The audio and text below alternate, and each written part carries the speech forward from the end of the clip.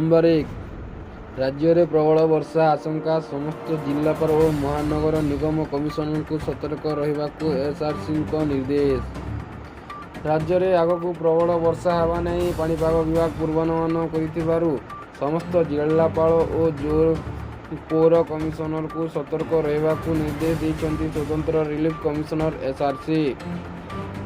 समस्त क्षेत्र स्तरीय ऑफिसर और कर्मचारी को हेडक्वार्टर न छाड़ा निर्देश देइछन्ति एसआरसी। प्रबल वर्षा जोगु बन्या और जलबंदी समस्या एवं जेकोसी परिस्थिति रे मुकाबिला पर प्रस्तुत रहिबा निमंते आवश्यक पदक्षेप नेबाकु कहिछन्ति एसआरसी। आसंता 15 और 16 तारीख जाए प्रबल वर्षा अनुमान करा जाउछि। एथि जोगु तलिया अंचल बन्या स्थिति उपजिबा आशंका रहिथिबार सूचना दैछि आंचलिक पाणीपाग केन्द्र। हेडक्वार्टर न छाड़ा जिलापाल को निर्देश देछि। जेकोसी स्थिति सामना करने प्रस्तुत रहा परामर्श देछि एसआरसी। नंबर 2 भारतीय पताकार रंगरे आलोकित है दुबईर बुर्ज खलीफा। चमत्कार लाइट शो रे प्रधानमंत्री मोदी जोरदार स्वागत। यूनाइटेड अरब एमिरेट्स रे प्रधानमंत्री मोदी को आइकॉनिक बुर्ज खलीफा को भारतीय राष्ट्रीय पताका रंगरे आलोकित करी स्वागत जणाइछि। शुक्रवार को बुर्जर गोल्ड देश में प्रधानमंत्री मोदी सरकारी गस्त बुलिबा पय आसिछन्ति। सेठारे मोदी मंचस्थ हेबा परे लाइट म्यूजिक उच्च आंचलिका माध्यम रे तांको चित्र प्रदर्शन करिबा सह स्वागतम सम्मान्य प्रधानमंत्री नरेंद्र मोदी लेखि जणाइछन्ति। सूचना अनुसार प्रधानमंत्री मोदी फ्रांस रो 2 देश गस्त शेष पाद आरंभ करिछन्ति। शनिवार रे से एक सरकारी गस्त पय आबुधाबी पहुंचिले। सेठारे पहुंचिबा परे मोदी को पय विमान बंदर ही एक स्वागत समारोह आरंभ करथिले।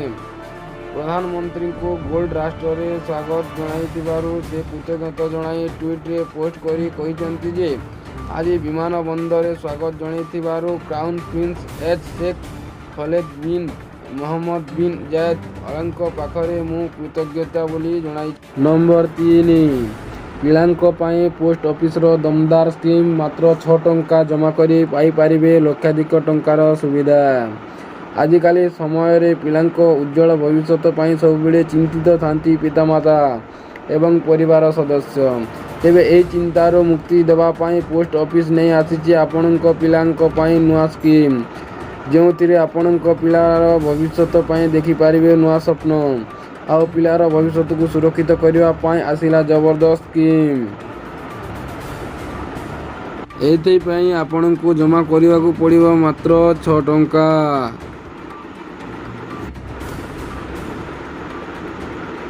आउ पाई पारिबे लक्ष टंका। तेबे एही स्कीम होची पोस्टाल रो बाल जीवन बीमा योजना। आजिकाली पिलांको जन्म पर तार भविष्य नहीं माँ बापा अधिक चिंता घटी थाए। आउ एथिपाई प्रत्येक बापा और पिलार जन्म साथे साथे निवेश करने चाहूथांती। तेबे एही स्कीम रे प्रतिदिन 6 टंका लेखाए जमा करी पिलांको पाठपढ़ा खर्च पाई लक्ष लक्ष टंका पाई पारिबे। तेबे पोस्ट ऑफिस बाल जीवन जीवा योजना ग्रामीण डाक सेवक जीवन बीमा अंतर्भुक्त आसी थाए। यह पिलांको पाई एक स्वतंत्र स्कीम।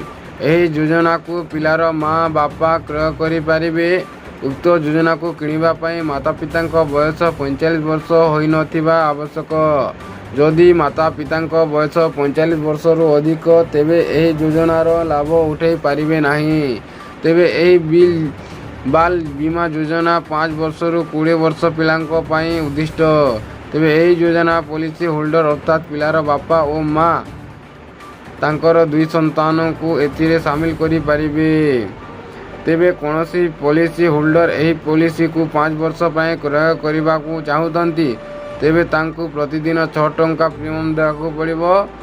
एवं जदि एही पॉलिसी को 20 वर्षर अवधि पाए किनी जाए ताहेले प्रत्येक दिन 18 टंका प्रीमियम देबाको पड़िबो बोली ग्रामीण डाक सेवा केन्द्र। नंबर 4 आगको बढ़ी चली चंद्रयान 3 पृथ्वी ठारो 42,000 किलोमीटर दूर रे करुछि परिक्रमा। ଚନ୍ଦ୍ରଯାନ-3ର ସଫଳ ଉତ୍କ୍ଷେପଣ ପରେ ସାରା ଦେଶରେ ଖୁସିର ଉତ୍ସବ ଲାଗି ରହିଛି। ହେଲେ ଏବେ ସମସ୍ତଙ୍କର ନଜର ଅଟକିଛି ଏହାର ଯାତ୍ରା ଉପରେ। 42 ଦିନର ଯାତ୍ରା ପରେ ଚନ୍ଦ୍ରଯାନ-3 ଏହାର ଗନ୍ତବ୍ୟସ୍ଥଳରେ ପହଞ୍ଚିବ। ଅଗଷ୍ଟ 23 ତାରିଖ ସନ୍ଧ୍ୟା 5ଟା 47 ଚନ୍ଦ୍ରପୃଷ୍ଠରେ ଏହା ସଫଳ ଲ୍ୟାଣ୍ଡ କରିବ ବୋଲି ଲକ୍ଷ୍ୟ ରଖାଯାଇଛି। ଯଦି ଆବଶ୍ୟକ ହୁଏ ତେବେ ଏହା ପରିବର୍ତ୍ତିତ କରାଯିବ। ପୃଥିବୀର 14 ଦିନ, ଚନ୍ଦ୍ରର ଗୋଟିଏ ଦିନ ହୋଇଥିବାରୁ ସୂର୍ଯ୍ୟ ଉଦୟ ସମୟରେ ଲ୍ୟାଣ୍ଡ କରିବା ପାଇଁ ଉଦ୍ୟମ କରାଯିବ। ଯଦି ଏଥର ଇସ୍ରୋ ସଫଳ ହୁଏ ତାହେଲେ ଅନ୍ୟ 3 ଦେଶର ତାଲିକାରେ ସାମିଲ ହେବ ଭାରତ। ଆମେରିକା, ରୁଷ ଓ ଚୀନ ସହ ସମକକ୍ଷ ହୋଇପାରିବ ଭାରତ। ଏହା ଦେଶ ପାଇଁ ଏକ ବଡ଼ ଉପଲବ୍ଧି ହେବ। ଚନ୍ଦ୍ରଯାନ-3 ସଫଳତାର ସହ ପୃଥିବୀ ପୃଷ୍ଠରୁ ଉତ୍କ୍ଷେପଣ ସରିଥିବା ବେଳେ ଏକ କକ୍ଷ ପଛରେ ରହିଛି। ଏହା ଆଗକୁ ବଢ଼ିଛି। ତେବେ ଏବେ ଅନେକ ଗୁରୁତ୍ୱପୂର୍ଣ୍ଣ ଓ ଜଟିଳ ପର୍ଯ୍ୟାୟ ବାକି ରହିଛି। ଚନ୍ଦ୍ରଯାନ-2ରେ ମିଳିଥିବା ଶିକ୍ଷାକୁ ଏକ ବୈଜ୍ଞାନିକମାନେ ବ୍ୟବହାର କରିଛନ୍ତି। ତେଣୁ ଏଥର ସଫ୍ଟ ଲ୍ୟାଣ୍ଡ ସଫଳ ହେବ ବୋଲି ସମ୍ଭାବନା ରହିଛି। ଉଭୟ ଆମେରିକା ଓ ରୁଷ ଚନ୍ଦ୍ରପୃଷ୍ଠରେ ନଜରଯାନ ଓହ୍ଲାଇବା ପୂର୍ବରୁ ଏକାଧିକ ବାର ବିଫଳ ହୋଇଥିଲେ। କେବଳ ଚୀନ ହିଁ ଗୋଟିଏ ଥରରେ ଏଥିରେ ସଫଳତା ହୋଇଥିବାର ସୂଚନା ମିଳିଛି। 7 ଦିନରେ 2ଟି ଚିତାଙ୍କ ମୃତ୍ୟୁ କେମିତି ହେଲା? ଭାରତରେ 8ଟି ଚିତା ପ୍ରାଣ ହରାଇବା ପଛର ରହସ୍ୟ ଖୋଲିଲେ ବିଶେଷଜ୍ଞ। ପ୍ରଧାନମନ୍ତ୍ରୀ ନରେନ୍ଦ୍ର ମୋଦିଙ୍କ ଜନ୍ମଦିନ ଅବସରରେ ଗତ ବର୍ଷ ସେପ୍ଟେମ୍ବର ମାସ 17 ତାରିଖରେ ନାମିବିଆରୁ ଅଣାଯାଇଥିବା 8ଟି ଚିତାଙ୍କୁ ମଧ୍ୟପ୍ରଦେଶର କୁନୋ ଜାତୀୟ ପାର୍କରେ ଛଡ଼ାଯାଇଥିଲା। ଏହାପରେ ଚଳିତ ବର୍ଷ ଫେବୃଆରୀରେ ଦକ୍ଷିଣ ଆଫ୍ରିକାରୁ 12ଟି ଚିତାକୁ ଅଣାଯାଇଥିଲା। ତେବେ 4ଟି ଶାବକ ଜନ୍ମ ପରେ ମୋଟ ଚିତାଙ୍କ ସଂଖ୍ୟା 24ରେ ପହଞ୍ଚିଲା। ମାତ୍ର ଦୁଃଖର କଥା ଏଠି ଯେ 8ଟି ଚିତାଙ୍କ ମୃତ୍ୟୁ ପରେ ଏବେ ସେମାନଙ୍କ ସଂଖ୍ୟା 16 ହୋଇଯାଇଛି। ଭାରତରେ ଗୋଟିଏ ପରେ ଗୋଟିଏ ଚିତାଙ୍କ ମୃତ୍ୟୁକୁ ନେଇ ପୂର୍ବରୁ ବହୁ ଚର୍ଚ୍ଚା ଲାଗି ରହିଛି। ତେବେ ପାର୍କରେ ଆବଶ୍ୟକତା ଠାରୁ ଅଧିକ ଚିତା ଛାଡ଼ିବାକୁ ନେଇ ନାମିବିଆର ବୈଜ୍ଞାନିକମାନେ ଚିନ୍ତା ପ୍ରକଟ କରିଥିଲେ। ଭାରତରେ ବର୍ତ୍ତମାନ ସୁଦ୍ଧା 5ଟି ଚିତା ଓ 3ଟି ଶାବକ ମୃତ୍ୟୁ ଘଟିଛି। ଗତ 11 ତାରିଖରେ ତେଜସ ଓ 14 ତାରିଖରେ ସୁରଜ ଚିତାଙ୍କର ମୃତ୍ୟୁ ଘଟିଥିବା ଜଣାପଡ଼ିଛି। ଚିତାଙ୍କ ମୃତ୍ୟୁକୁ ନେଇ ଏବେ କେନ୍ଦ୍ର ସରକାରଙ୍କ ଉପରେ ବିରୋଧୀମାନେ ବର୍ଷିଛନ୍ତି। ନମ୍ବର 6, ରାଜ୍ୟର 6ଟି ଜିଲ୍ଲାରେ 9ଟି ସ୍ଥାନରେ ସ୍ଥାପନ ହେବ ସ୍ୱୟଂଚାଳିତ ପାଣିପାଗ କେନ୍ଦ୍ର। ସ୍ଥାପନ ନିରୂପଣ ପାଇଁ ଜିଲ୍ଲାପାଳଙ୍କୁ ନିର୍ଦ୍ଦେଶ। ରାଜ୍ୟର 6ଟି ଜିଲ୍ଲାରେ ସ୍ଥାପନ ହେବ ଅଟୋମେଟିକ୍ ୱେଦର ଷ୍ଟେସନ ବା ସ୍ୱୟଂଚାଳିତ ପାଣିପାଗ କେନ୍ଦ୍ର। ରାଜ୍ୟର ଭଦ୍ରକ, ବାଲେଶ୍ୱର, ଯାଜପୁର, କେନ୍ଦ୍ରାପଡ଼ା, କେନ୍ଦୁଝର ଓ ମୟୂରଭଞ୍ଜ ଜିଲ୍ଲାର 9ଟି ସ୍ଥାନରେ ଏହି ସ୍ୱୟଂଚାଳିତ ପାଣିପାଗ କେନ୍ଦ୍ର ସ୍ଥାପନ କରାଯିବ। ଏଥିସହିତ 8ଟି ବାତ୍ୟା ପବନ ବେଗ ମାପିବା କେନ୍ଦ୍ର ସ୍ଥାପନ ହେବ।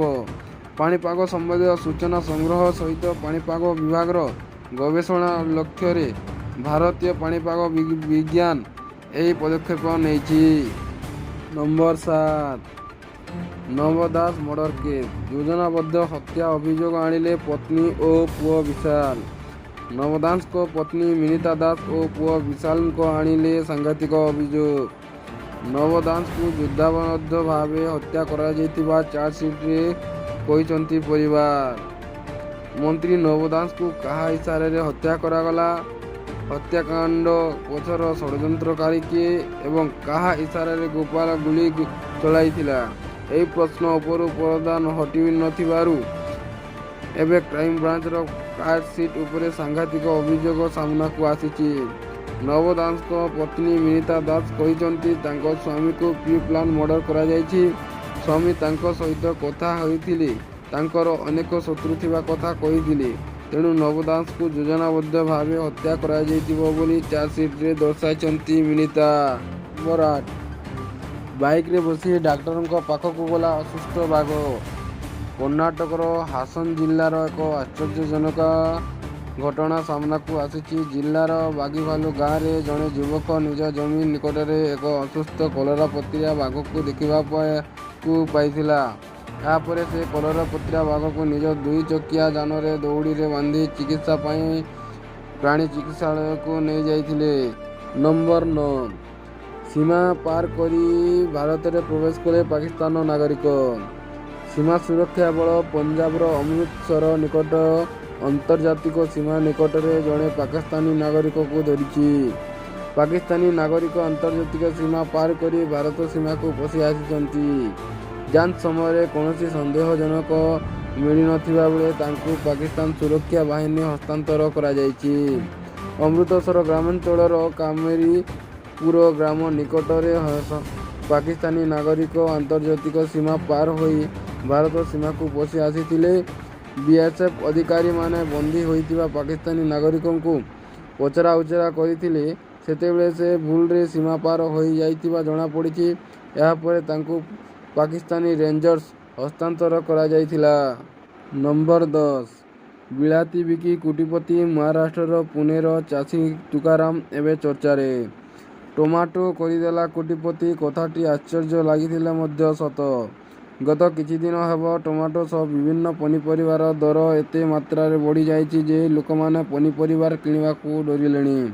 ତେବେ ମହାରାଷ୍ଟ୍ର ପୁନେ ନାରାୟଣଗଞ୍ଜ ଅଞ୍ଚଳର ତୁକାରାମ ଭାଗେଜୀ ଗାୟକର ଏବଂ ତାଙ୍କ ପରିବାର ଏକ ମାସରେ ଟମାଟୋ ବିକ୍ରି କରି 1,50,00,000 ଟଙ୍କାରୁ ଅଧିକ ରୋଜଗାର କରିଛନ୍ତି।